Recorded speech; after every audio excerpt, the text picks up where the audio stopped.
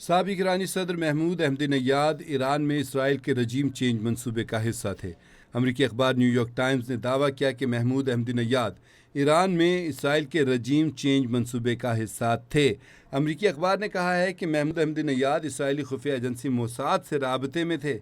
अमरीकी अखबार का अपनी रिपोर्ट में कहना है कि कॉन्फ्रेंस में महमूद अहमदीनैयाद की मोसाद के सरबराह से मुलाकात भी हुई थी।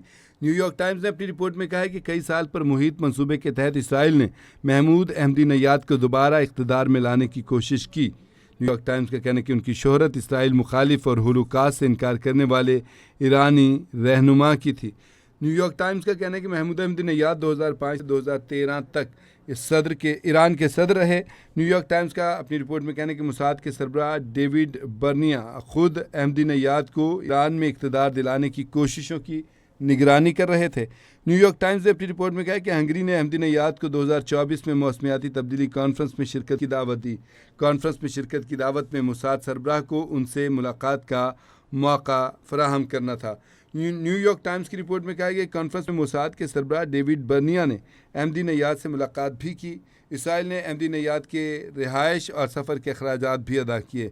न्यूयॉर्क टाइम्स ने अपनी रिपोर्ट में कहा कि इसके अलावा भी इसराइली एहलकारों ने बैरून मुल्क कई मौक़े पर उनसे मुलाकातें की।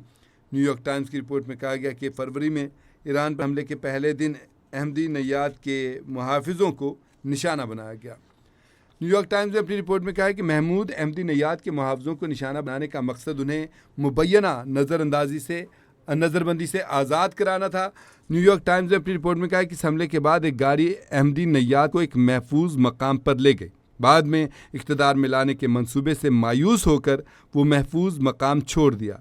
न्यूयॉर्क टाइम्स की रिपोर्ट में कहा गया है कि महमूद अहमदीनैयाद का ईरानी हुकूमत के साथ ताल्लुक़ पेचीदा रहा।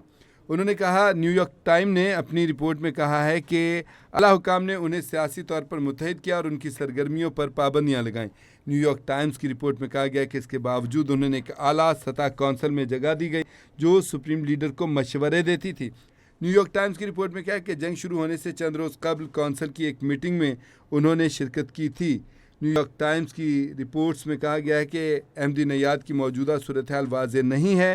न्यूयॉर्क टाइम्स की रिपोर्ट में कहा गया है कि उन्हें 6 जुलाई को साबिक सुप्रीम लीडर के जनाजे में मुख्तसर वक्त के लिए देखा गया। न्यूयॉर्क टाइम्स की रिपोर्ट में कहा गया है कि जहां वो नकाबपोश और भारी कोट पहने मुहाफ़िज़ों के घेरे में थे। इसराइली इंटेलिजेंस से मुबैना ताल्लुकात के बायस वो ईरानी पासदाराने इनकलाब की तहवील में हैं।